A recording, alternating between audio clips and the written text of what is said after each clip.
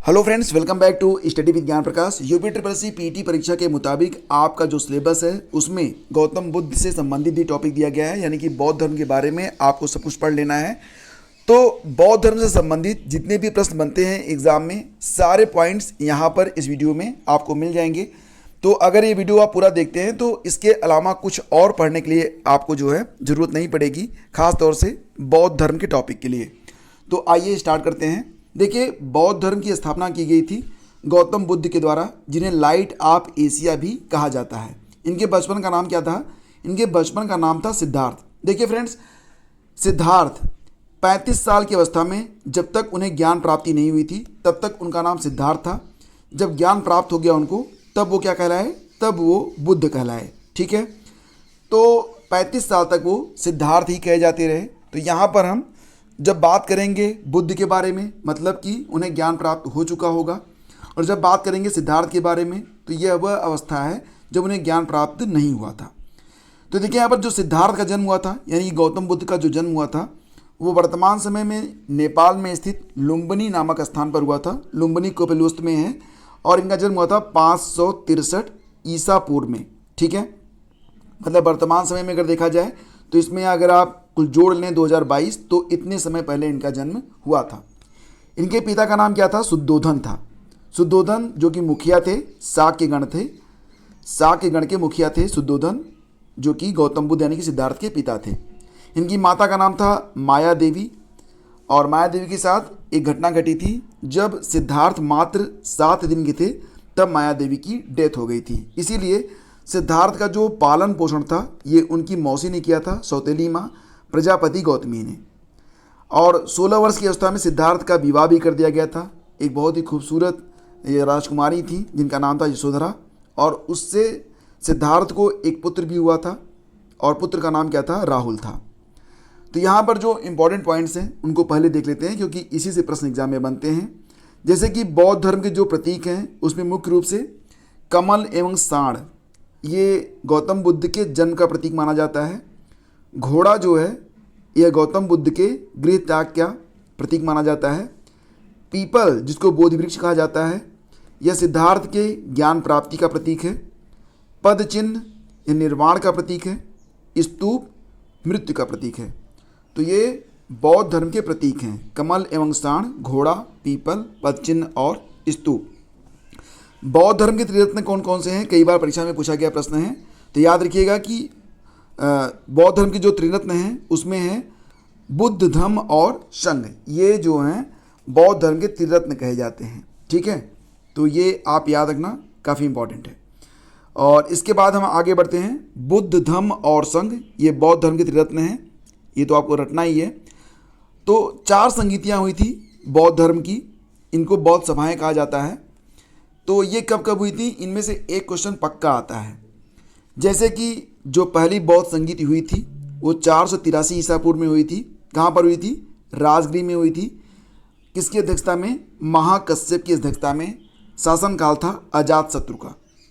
फिर उसके 100 साल के बाद दूसरी बौद्ध संगीति हुई 383 ईसा पूर्व में। कहाँ पर हुई थी? वैशाली में हुई, सबाकामी की अध्यक्षता में, काला शोक के शासनकाल में। तीसरी बौद्ध संगीति कब हुई थी? 255 बीसी में हुई, यानी कि 255 ईसा पूर्व में। कहाँ पर हुई? पाटलिपुत्र में। तो आप देख रहे हैं कि पहली, दूसरी और तीसरी जो बौद्ध संगीतियाँ थी, पहली, दूसरी और तीसरी जो सभाएं थी, ये वर्तमान बिहार में ही हुई थी। तो तीसरी जो बौद्ध संगीति थी उसकी अध्यक्षता की गई थी मोगलीपुत्र तिस्य के द्वारा अशोक के समय में। और चौथी कब हुई थी? ईसा की प्रथम शताब्दी में। यही हुआ है कुंडलवन कश्मीर में, जिसकी अध्यक्षता की गई थी वसुमित्र और अश्वघोष के द्वारा। शासन था कनिष्क था। तो इनमें से कोई भी एक प्रश्न एग्जाम में पूछा जा सकता है, तो इनको आप बिल्कुल रट लीजिएगा। इसके बाद देखिए, सिद्धार्थ ने 29 वर्ष की अवस्था में ज्ञान प्राप्ति के लिए अपने महल को छोड़ दिया था, और इस घटना को बौद्ध धर्म में महानिष्क्रिमण के नाम से जाना जाता है। तो कई बार एग्जाम में आता है, तो इसको भी आप बिल्कुल रट लीजिएगा। और एक बात और भी कि सिद्धार्थ जब कपिल वस्तु की सैर पर निकले थे तो उन्होंने 4 दृश्यों को देखा था, जिसके बाद उन्होंने गृह त्याग करने के लिए अपने मन में, मतलब उनकी क्या होता है कि इच्छा जगी। वो क्या था कि पहले उन्होंने एक बूढ़ा व्यक्ति देखा था, फिर एक बीमार व्यक्ति देखा था, फिर एक मृत व्यक्ति यानी कि 100 देखा था और फिर एक सन्यासी देखा था। तो सन्यासी देखने के बाद उनके मन में आया कि ये जो सन्यासी है, क्योंकि ये सांसारिक कर्मों में लिप्त नहीं है तो ये दुखों से मुक्त है, इसलिए उनके मन में सन्यास और ज्ञान के प्रति जो आस्था थी वो बढ़ गई थी। आलार कलाम का नाम याद रखना। आलार कलाम के ये जो थे गृह त्याग करने के बाद सिद्धार्थ वैशाली के आलार कलाम से मिले थे और आलार कलाम से उन्होंने सांख्य दर्शन की शिक्षा ली थी। आलार कलाम ये सिद्धार्थ के पहले गुरु थे। इसके बाद सिद्धार्थ के दूसरे गुरु कौन बने थे? तो आलार कलाम के बाद सिद्धार्थ ने राजगीर के रुद्रक रामपुत्र से शिक्षा ग्रहण की थी। तो रुद्रक रामपुत्र जो थे ये गौतम बुद्ध के दूसरे गुरु थे। इसके बाद देखिए उरुवेला में सिद्धार्थ को कौंडिन्य, बप्पा, भादिया, महानामा और अस्सागी नामक 5 साधु मिले थे। एग्जाम में प्रश्न ये बनेगा कि सिद्धार्थ से 5 साधक कहाँ पर मिले थे? तो उरुवेला में। इनके नाम थे कौंडिन्य, बप्पा, भादिया, महानामा और अस्सागी। बिना अन्न जल ग्रहण किए 6 वर्ष की कठिन तपस्या के बाद 35 वर्ष की आयु में बैसाख पूर्णिमा की रात निरंजना, जिसको फल्गु नदी भी कहा जाता है, फाल्गुनी नदी भी इसे कहते हैं, तो निरंजना नदी के किनारे पीपल वृक्ष के नीचे सिद्धार्थ को ज्ञान प्राप्त हुआ था। तो सिद्धार्थ को ज्ञान प्राप्त जब हुआ तो 35 वर्ष की अवस्था में हुआ था। 6 साल तक इन्होंने बिना अन्न जल ग्रहण किए तपस्या की थी। और बैसाख पूर्णिमा का बौद्ध धर्म में बहुत ही विशेष महत्व है। क्यों? क्योंकि फ्रेंड्स बैसाख पूर्णिमा के बारे में अगर हम बात करें तो इसको बुद्ध पूर्णिमा भी कहा जाता है। बुद्ध पूर्णिमा के दिन ही बुद्ध का जन्म होता है, ज्ञान की प्राप्ति होती है। और सबसे बड़ी बात कि महापरिनिर्वाण यानी कि गौतम बुद्ध की मृत्यु भी इसी दिन हुई थी। तो बैसाख पूर्णिमा बौद्ध धर्म में बहुत ही पवित्र दिन माना जाता है। ज्ञान प्राप्ति के बाद सिद्धार्थ बुद्ध कलाए, मैंने आपको बताया था, और जिस स्थान पर उनको ज्ञान प्राप्त हुआ था वो बोध गया कहलाया। और जो वृक्ष था, जो पीपल का वृक्ष था जिसके नीचे वो बैठकर उन्होंने साधना की थी, उसे बोधि वृक्ष कहा गया। पहला उपदेश उन्होंने बनारस के पास सारनाथ में दिया था, जो तब ऋषिपतनम के नाम से जाना जाता था। और बौद्ध ग्रंथों में इस घटना को धर्मचक्र प्रवर्तन के नाम से जाना जाता है। बुद्ध ने अपने जो उपदेश दिए हैं वो पाली भाषा में दिए हैं। सर्वाधिक उपदेश कहाँ पर दिए हैं ये भी कई बार पूछा जाता है, तो श्रावस्ती में दिए हैं, जो कि तब कोसल की राजधानी थी। और प्रमुख अनुयायी शासक कौन थे? तो बिंबिसार, प्रसेनजीत और उदयन, ये बौद्ध धर्म के प्रमुख अनुयायी शासक थे। और गौतम बुद्ध की मृत्यु कब हुई थी? 483 BC में, लगभग 80 वर्ष की अवस्था में। देवरिया में कुशीनारा है, उसी जगह पर चुंद नामक एक व्यक्ति ने उनको भोजन कराया था। सूकर मद्दव नाम से कोई भोजन था, और उसको खाने के बाद गौतम बुद्ध को अतिसार हो गया था और बाद में उनका स्वास्थ्य बहुत खराब हो गया, फिर उनकी डेथ हो जाती है। तो बौद्ध धर्म का जो विशद ज्ञान है वो मिलेगा आपको पाली त्रिपिटक में, ये याद रखना। बौद्ध धर्म मूलतः अनिश्वरवादी है। आत्मा की परिकल्पना इसमें नहीं की गई है, लेकिन पुनर्जन्म की इसमें मान्यता है। तो याद रखिएगा कि पुनर्जन्म को मान्यता देता है बौद्ध धर्म, लेकिन आत्मा की परिकल्पना इसमें नहीं है, यह अनिश्वरवादी है। विश्व दुखों से भरा है, यह सिद्धांत बुद्ध ने उपनिषदों से लिया है। और जो बौद्ध अनुयायी थे वो 2 प्रकार के थे। पहले प्रकार के होते थे भिक्षुक, दूसरे प्रकार के होते थे उपासक। भिक्षुक का मतलब क्या होता था? भिक्षुक बौद्ध धर्म के प्रचार के लिए संन्यास ग्रहण कर लेते थे, वो भिक्षुक थे। और गृहस्थ जीवन व्यतीत करते हुए बौद्ध धर्म अपनाने वालों को उपासक कहा जाता था। बौद्ध धर्म में सम्मिलित होने का न्यूनतम जो उम्र सीमा थी वो थी 15 वर्ष। तो 15 वर्ष का व्यक्ति जो था वो बौद्ध धर्म में शामिल हो सकता था। बौद्ध धर्म में प्रविष्ट होने को उपसंपदा की संज्ञा दी जाती थी। अगर कोई बौद्ध धर्म ग्रहण करता था तो कहा जाता था, इस घटना को कहा जाता था उपसंपदा। याद रखिएगा कि चतुर्थ बौद्ध संगीति के बाद बौद्ध धर्म हीनयान और महायान नामक 2 संप्रदायों में बढ़ गया था। ये हीनयान और महायान कब बना था? चौथे बौद्ध संगीति के बाद।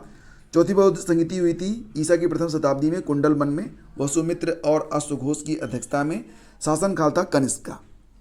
इसके बाद हम आगे बढ़ते हैं और 4 आर्य सत्य बहुत इंपॉर्टेंट हैं। बौद्ध धर्म के जो 4 आर्य सत्य हैं कौन कौन से हैं? दुख, दुख समुदय, दुख निरोध और दुख निरोध गामिनी प्रतिपदा। तो ये बहुत इंपॉर्टेंट है, इसमें से प्रश्न अक्सर पूछे जाते हैं। और निर्वाण का मतलब क्या होता था? निर्वाण बौद्ध धर्म का प्रमुख लक्ष्य है। निर्वाण का मतलब होता था कि दीपक का बुझ जाना, अर्थात जीवन मरण चक्र से मुक्त हो जाना। बेसिकली इसको समझ सकते हैं आप कि जब इच्छाएं शांत हो जाएं तो उसे कहा जाता था निर्वाण। और निर्वाण की प्राप्ति के लिए 10 सील बताए गए हैं। इसमें एक है अहिंसा, दूसरा है सत्य, तीसरा है अस्तेय। अस्तेय का मतलब होता है चोरी न करना। अपरिग्रह का मतलब होता है संग्रह न करना। मद्यपान निषेध, असमय भोजन न करना, सुखपद बिस्तर पर न सोना, धन संचय न करना, स्त्रियों से दूरी बनाए रखना और नृत्य गान से दूरी। ये 10 सील हैं जो कि बौद्ध धर्म से संबंधित है। इसमें अगर देखा जाए तो 5 सील गृहस्थों के लिए थे, लेकिन अगर भिक्षुक है तो उसके लिए 10 सील अनिवार्य थे। बौद्ध धर्म मुख्यतः जो है मध्यम मार्ग का उपदेश देता है। इसके पीछे एक कहानी भी है कि वीणा के तारों को इतना न खींचो कि उसमें से सुर न बने, या वीणा के तारों को इतना न कसो। मतलब होता है ना कि वीणा के जो तार होते हैं अगर बहुत ढीले हैं तब भी, और अगर बहुत कसे हुए तब भी, तो उससे संगीत नहीं बनता है। तो ये एक घटना थी और इसी से सीख लेकर गौतम बुद्ध ने मध्यम मार्ग का उपदेश दिया था। सर्वाधिक बुद्ध मूर्तियों का जो निर्माण हुआ है वो गांधार शैली में हुआ है, ये बात आप याद रखना। लेकिन यहाँ पर एक पॉइंट और भी है कि बुद्ध की प्रथम मूर्ति संभवतः मथुरा कला के अंतर्गत बनी हुई मानी जाती है। बोधिसत्व के रूप में पुनर्जन्मों की दीर्घ श्रृंखला है, जिसके अंतर्गत बुद्ध ने शाक्य मुनि के रूप में अपना अंतिम जन्म प्राप्त किया था, और इसके उपरांत मैत्रेय और कई अनाम बुद्ध अभी अवतरित होने शेष हैं। अनिश्वरवाद के संबंध में बौद्ध धर्म और जैन धर्म दोनों एक जैसे हैं। जातक कथाएं प्रदर्शित करती हैं कि बोधिसत्व का अवतार मनुष्य रूप में भी हो सकता है और पशुओं के रूप में भी हो सकता है। तो फ्रेंड्स, ये सारे पॉइंट्स हैं जिससे कि एग्ज़ाम में प्रश्न बनते हैं। इसके अलावा कोई भी पॉइंट एग्ज़ाम में नहीं बनता है कि उसको पढ़ना आपकी ज़रूरी हो। तो thank you so much for watching the video. अच्छा लगा है तो लाइक और शेयर कर दीजिएगा। PDF चाहिए तो डिस्क्रिप्शन जाके चेक कर लेना। Thank you so much.